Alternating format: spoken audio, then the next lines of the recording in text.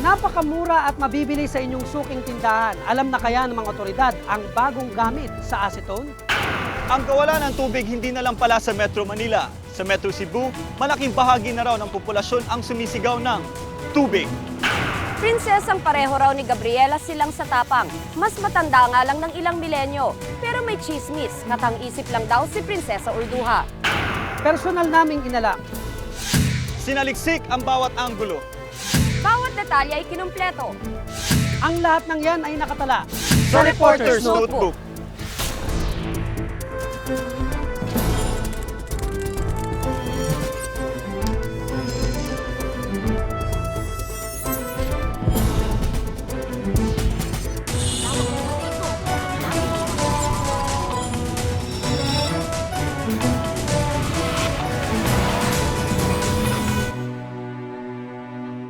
Sa hirap ng buhay ngayon, kahit mga adik nagtitipid. Kaya kahit pantanggal ng nail polish, napagbalingan na. Babala ng mga doktor, masama ang epekto ng acetone sa utak at katawan.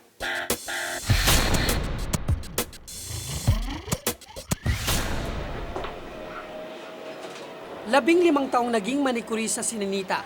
Mahigit 200 piso rin ang kinikita niya bawat araw. Pero kamakailan, napilitan siyang itigil ang kanyang trabaho dahil lang sa acetone. Siyempre, amuhin mo siya, di ba? Matapang siya. Kaya takot ko nung nag-asawa na ako, kaya ako hininto kasi baka mamaya mainom, baka delikado sa bata. Maano siya naamoy ko pa rin kahit Tapang ano yung masakit sa ganito? sakit sa ilong. Kaya nga konti lang butas niyan para hindi umamoy. Kung ang ilang taong tulad ni Ninita ay di kaya ang amoy ng acetone, mayroon namang lulong dito, hindi bilang pambura ng nail polish, kundi bilang droga. Nakakahay, nakaka-addict. Ito raw ang dahilan kung bakit may mga nahuhumaling sa acetone, bukod sa dapat ay tamang gamit nito.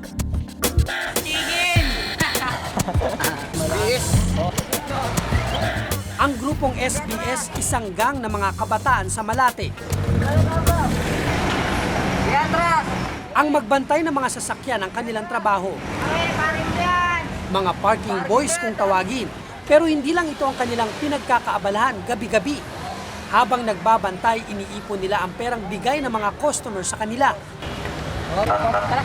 Nag-aambag-ambag ang tropa tuwing gabi. May pambili lang ng acetone.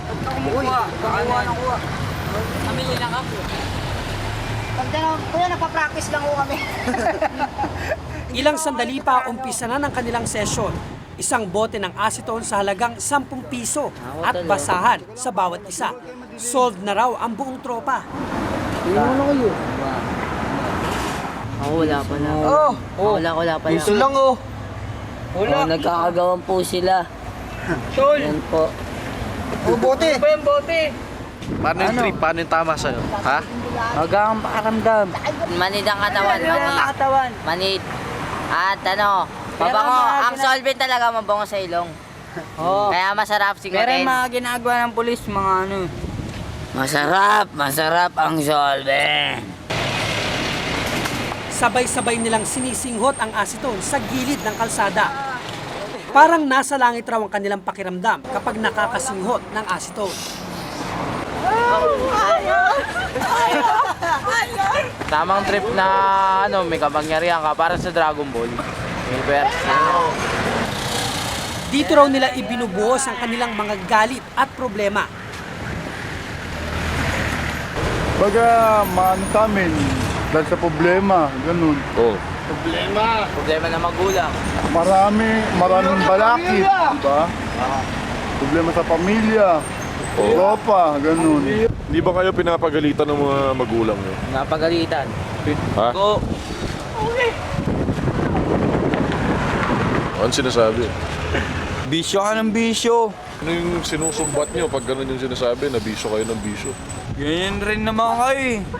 Nasa lugar naman po kami kung magbisyo. Pinagbibisyo namin, di naman po nagkakain sa masama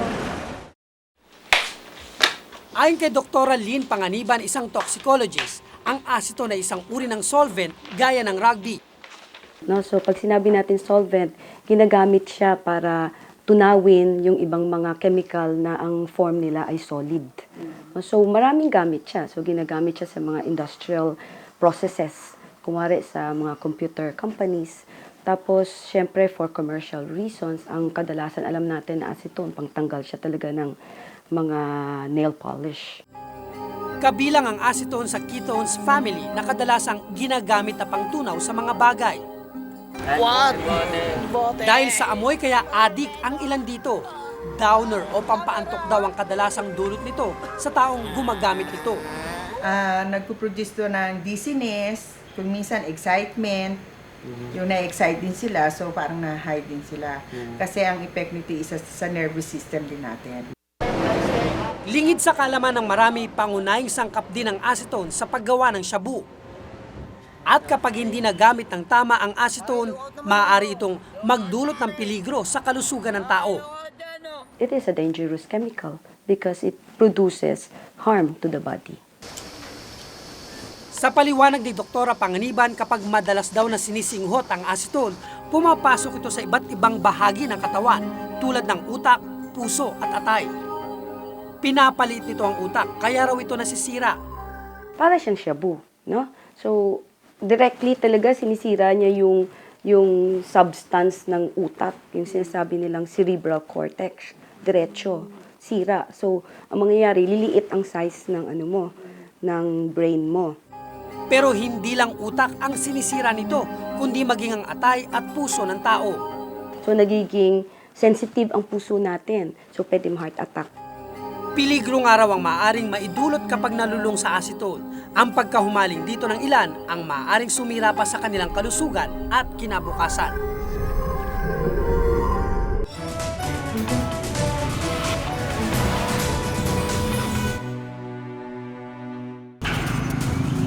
Tila lumalawak ang bilang ng mga nahuhumaling sa acetone sa pagpapatuloy ng Reporter's Notebook.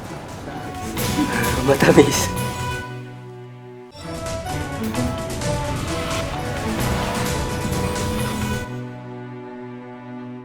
Dati damo lang, sumunod ang LSD, cough syrup, shabu at rugby. Pero ngayon may bagong kinahuhumalingan sa merkado, ang pangtanggal ng nail polish. Sinisingot na rin daw ng mga adik.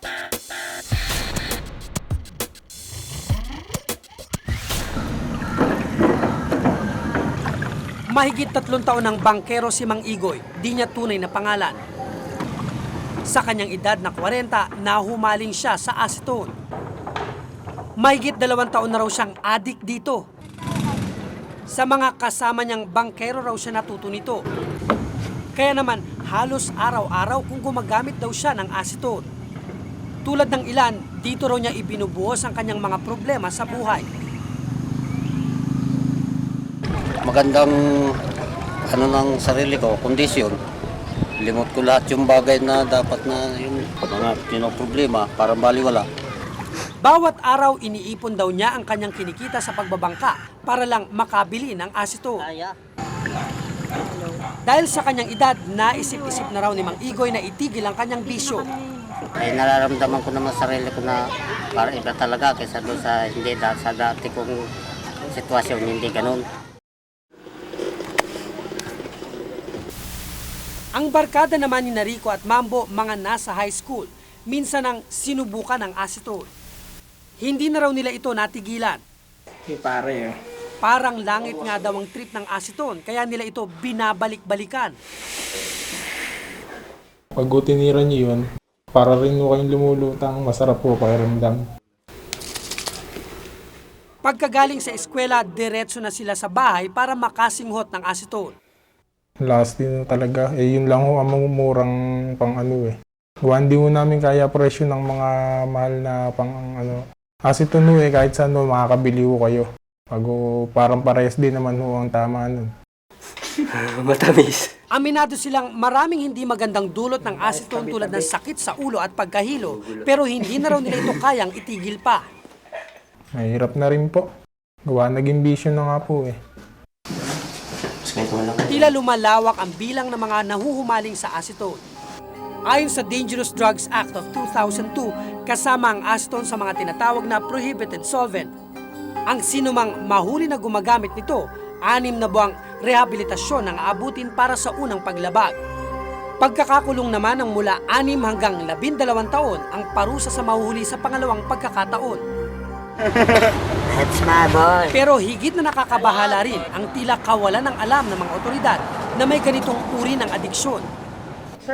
Ayon sa Philippine Drug Enforcement Agency o PDEA, hindi pa raw nakakarating sa kanilang tanggapan ang ganitong uri ng problema. Wala kaming report na natanggap tungkol dyan. I think ang reason doon, it's not because na walang mga kabataan na gumamit ng acetone, kung hindi, ang binabantayan talaga ay yung rugby at iba pang mga droga. Like yung shabu, marijuana, ecstasy. Dahil hindi pa gaanong masasabi nating serious yung problema na yan tungkol sa acetone abuse. Bagamat agad na paiimbestigan daw ito ng PDEA, maraming bagay pa raw ang kanilang unang tinututukan. Kung makikita namin na matindi na rin itong problema sa acetone, di bibigyan din namin ng kaukulang pansin. Ayon naman sa Anti-Drug Task Force ng NBI, madali raw kasing nakakabili ang kahit na sino ng acetone kahit saan, kaya mahirap itong mamonitor. Ito dapat ibenta lang to do sa talagang gumagamit nito. But nagkaroon nga ng mga outlets na yun ang nagbebenta in small, very small quantity. Dagdag pa ng NBI dahil na rin sa commercial use ng acetone, kaya mahirap itong i-regulate. Kung pagkaumaling ang dahilan kaya hindi matigilan ng ilan ang acetone. Simpleng trip naman ang nag-udyok kay Ruel kaya niya ito sinubukan. 14 na taon siya noon ang unang tumikim ng acetone. Mayroon akong barkada. Bali na parang na-influensyahan lang niya ako.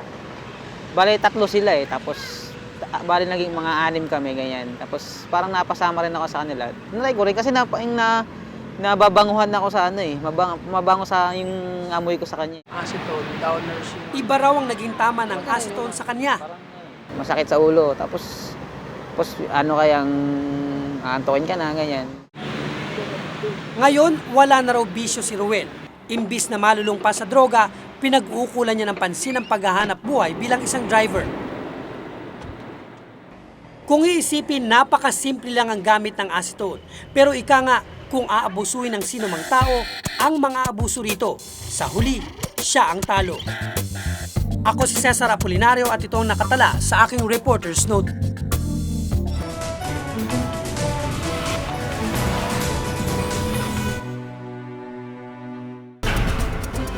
Prinsesang sikat sa kasaysayan ng Pangasinan, katang-isip lang daw? Ang kwento ni Prinsesa Urduha sa pagbabalik ng Reporter's Notebook.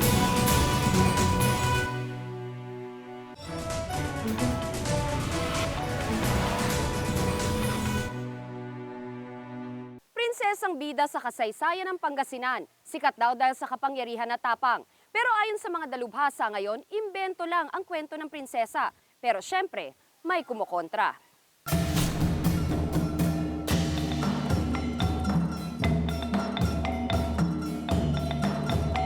Noong ika-14 na siglo, may kaharian daw sa bahagi ng Lingayen, Pangasinan na kung tawagin ay Tawalisi.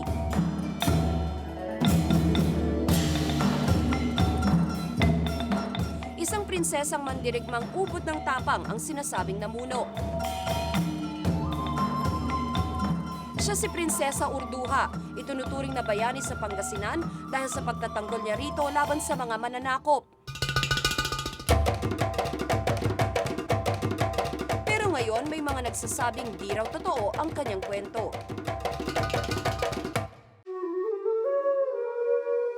Ang kwento ni Prinsesa Urduha ay nagmula sa salaysay ng isang Arabong manlalakbay na si Ibn Battuta. Sa kanyang paglalakbay sa Asya, nadaanan daw ni Battuta ang kaharian ng isang Amazona.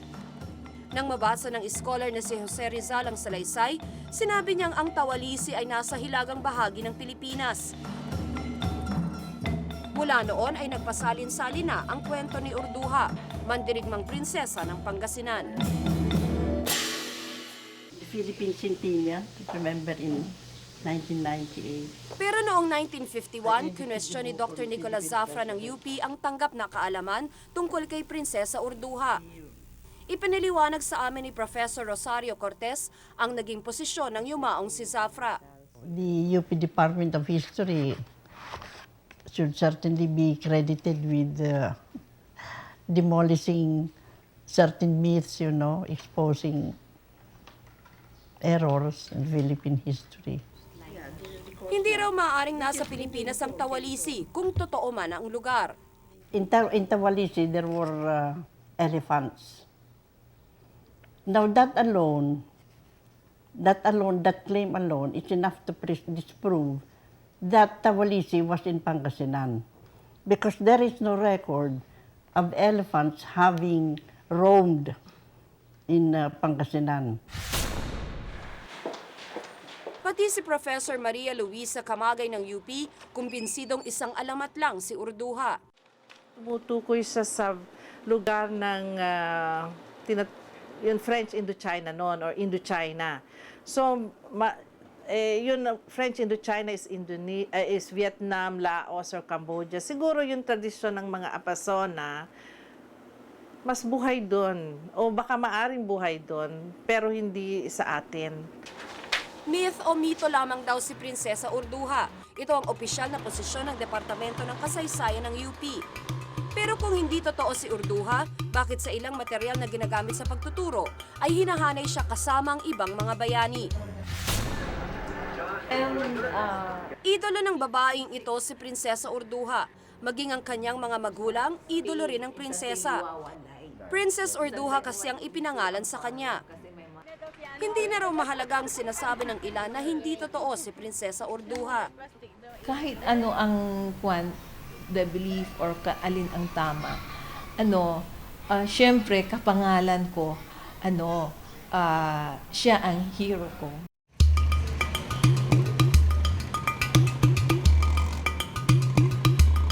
Sa bayan ng Dagupan sa Pangasinan ko nakilala si Resty Basa, isang historiador. Hindi rin siya naniniwalang mayroong naging mandirigmang prinsesa sa kanilang probinsya. Ang ruta raw ng paglalakbay ni Ibn Batuta ang magpapatunay dito. Ibn Batuta came from Sumatra on his way to China. So, of course, there are two possible routes.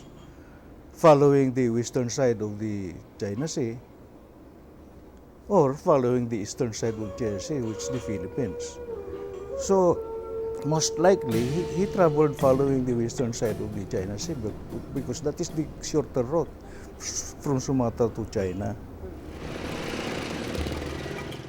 Sa aming paglalakbay sa Pangasinan, nadaanan namin ang isang hotel, kumpanya, pati water refilling station na nakapangalan sa prinsesa. Sa bayan naman ng Alaminos, isang rebulto ang inialay kay Urduha.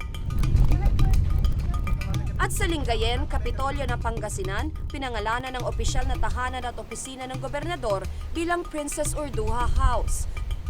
Sa loob ng opisina ng gobernador, makikita rin ang isang painting ni Urduha. Ayon kay Ruel Gamba, Public Information Officer ng Pangasinan, patuloy pa rin nilang titingalain ang mga katangian ni Urduha, totoo man siya o hindi. Siya rin ang kumakatwa ng aming parang yung deep sense of patriotism, valor, our yearning for freedom, liberty, and against oppression ng mga banyaga. Kaya yun na ang pagtingin namin sa kanya, parang leader, parang simbolo. Sa mga bayan dito sa may Lingayen Gulf, pinaniniwala ang namuno si Prinsesa Urduha, isang matapang na leader na kinatakutan kahit ng mga lalaki mandirigma. Kahit may mga pag-aaral na nagpapakitang isang alamat lamang siya, may mga taga-Pangasinan pa ring naniniwalang totoong nabuhay siya. Si Sa isang liblib na pook sa bayan ng Bolinao, Pangasinan, sumama kami sa mga miyembro ng Bolinao Historical and Cultural Society upang tingnan ang sinasabing ebidensya na totoo si Urduha. Sa ilalim ng lupang ito ay nakilibing pa raw ang mga labi ng isang babae na pinaniniwalaang si Prinsesa Urduha. Para sa ilang mga taga-Pangasinan, ito na ang pruweba na hindi siya isang alamat lamang. Mahigit 40 taon na raw ang nakakaraan ng matagpuan dito ang isang kabaong na naglalaman ng mga banga at gintong barya na mula sa panahon ni Urduha. Parang glass coffin. Sa loob, bangkay na nababalutan. Natakot sila, ibinaon uli. Yung kinuha lang mga valuables, yung mga pots, mga ganon, mga coins. Gusto raw sana nilang hukayin muli ang lugar upang mapatunayang narito ang hinahanap na prinsesa. Kasi 5 na yung previous na death na connected dito Parang kinukunikta na may curse yung makakuha dito. Kaya may tinamaan ng kidlat, may ganon binaril, nagkasakit. Wala nang nag-ambisyon. Para sa National Historical Institute, mahalagang malaman kung tunay na bahagi ng kasaysayan ng mga taong ating tinitingala. Sapagkat sa kasaysayan ay kailangan mo rin maghanap ng empirical evidence kung ito'y nangyari. Siguro dapat kung mayroon mga textbooks na may laman yun ay dapat ayusin nun. Sapagkat marami rin tayong mga kwento na na hindi naman totoo nangyari. Si Prinsesa Urduha, hindi historical na tao, bagaman itinuturing ng bayani sa mahabang panahon. Nakahanay siya bilang isa sa ating mga idolo, kaya't mahalagang siyasatin kung siya nga ay totoo. May hirap namang ang listahan natin ng mga bayani, may kasamang di naman pala sa ating lupain na nirahan. Ako si Tina Panganiban Perez at ito ang nakatala sa aking Reporter's Notebook.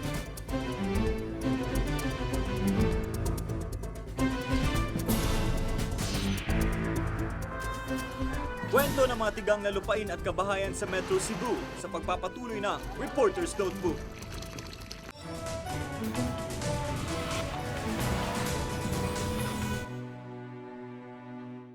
Nauuhaw na raw ang mga taga Metro Cebu sa 10 tabo ng tubig na kailangan ng bawat bahay. 5 lang ang kayang ibigay ng kanilang water district. Ang problema, ayaw naman din silang bentahan ng tubig ng kanilang mga kalapit probinsya.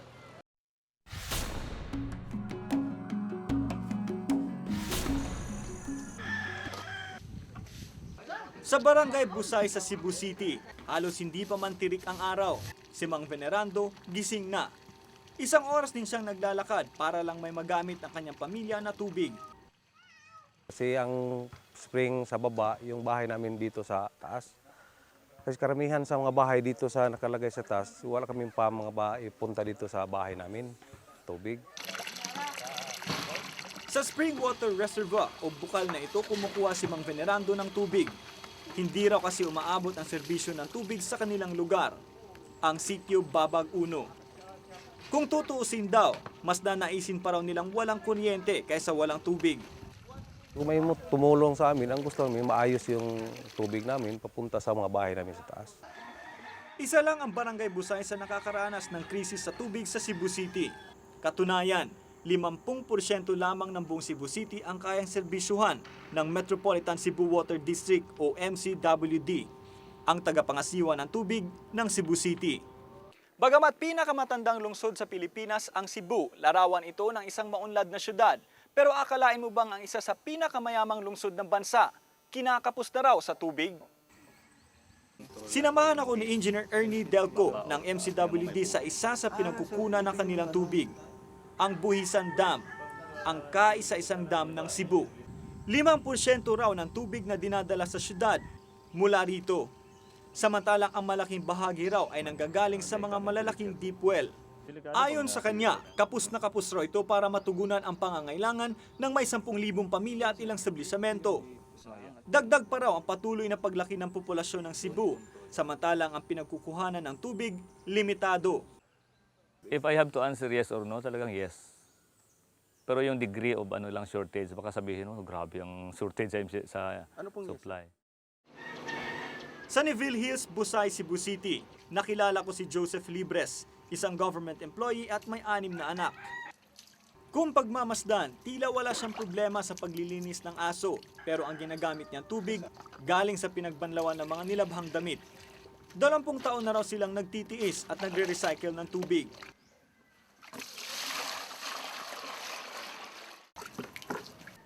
Mula alas 10 ng gabi hanggang alas 4 ng madaling araw lamang ang dating ng tubig sa kanila. So my kids are really giving out their yung sabihin natin yung sleeping habits nila parang napabayaan sa pag-aabang ng tubig. Maging ang pinampaliguang tubig daw, kanila pang sinasahod sa batya para magamit pa ito na pambuhos sa inodoro. Minsan hindi na raw siya naliligo upang magamit ng kanyang mga anak ang tubig. Sana naman yung mga may kinauukulan, they would really look into this problem. Dahil alam ko, batid na batid ko na sila. 24 hours yung tubig sa kanila. Dito walang pumapansin sa amin. Hindi naniniwala ang Patak Sugbo, isang alliance ng mga NGO sa Cebu sa katwiran ng MCWD na kulang ang water supply. Ang problema lang natin dito sa Cebu na yung distribution sa water supply, no? Palaging yung mga mahihirap na mga kasama nating mamaya na palagi sila yung na-deprive ng supply ng tubig. At iba pa yung mga maliliit na mga areas, maliit na subdivision. Kasi pag nag-supply ka doon sa hotels or sa MEPS halimbawa, malaki ang revenues natin dyan on a per cubic meter kasi mahal yung binabayaran nila. In effect, sinasubsidize mo yung mga maliliit. Dagdag pa ng Patak Sugbo, wala raw dapat diskriminasyon sa pag-supply ng tubig. Mahirap man, mayaman man, o mga nasa business sector man, kailangan niya magbigay siya ng pareha ng supply ng tubig, sufficient supply ng tubig. Handa naman daw tumulong ang lokal na pamahalaan ng Cebu City sa kasalukuyang problema. Yun nga lang, wala pang konkretong plano. That matter has not yet been brought in an official discussion among the councilors with some people from MCWD updating and presenting the status of the available water. Sa kasalukuyang sitwasyon, tila madali itong sabihin pero mahirap gawin. Ang problema sa tubig hindi lamang nararamdaman ng mga Cebuano. Sa Metro Manila, mahigit 12% ang halos wala pa ring supply ng tubig. Yan ang problemang pinapasa ni Jay Corrales, taga Valenzuela. Maglilimang taon na raw ngayon na pilit pinagkakasya ng kanyang pamilya ang tubig na binibili nila mula sa mga nagrarasyon sa kanilang lugar. Pero tila magtatagal pa ng husto ang pagbili ng tubig ni na Jay. Tila taon pa raw kasi ang bibilangin bago makabitan ng linya ng tubig ng MWSS ang nasabing lugar. Ayon kasi sa MWSS, wala raw naidadagdag na mapagkukunan ng tubig para matustusan ang pangangailangan ng mga tao. Ito yung masasolusyonan natin ito kung maglalagay tayong investment. Like yung Laguna Lake, we are planning this year, at saka itong Wawa na itap din namin sa other source ng water sa Metro Manila. Ang tubig ay buhay. Yan ang kasabihang malimit nating marinig. Kung hindi gagawa ng paraan ang mga kinaukulan sa lalong madaling panahon, kung hindi kikilos at tutulong ang bawat mamamayan, di maglalaon na ito ay maubos. Ako si Dan Campilan at ito ang nakatala sa aking Reporter's Notebook.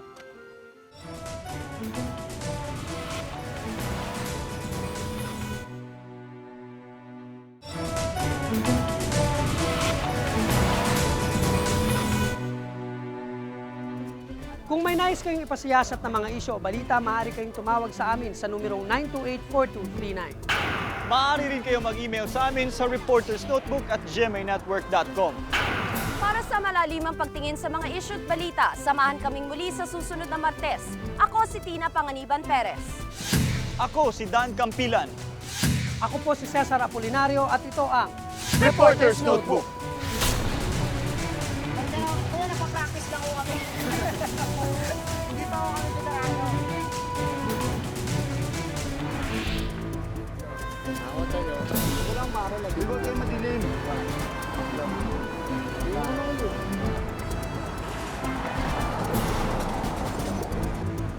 Wala pala. Wala pala. Dito lang.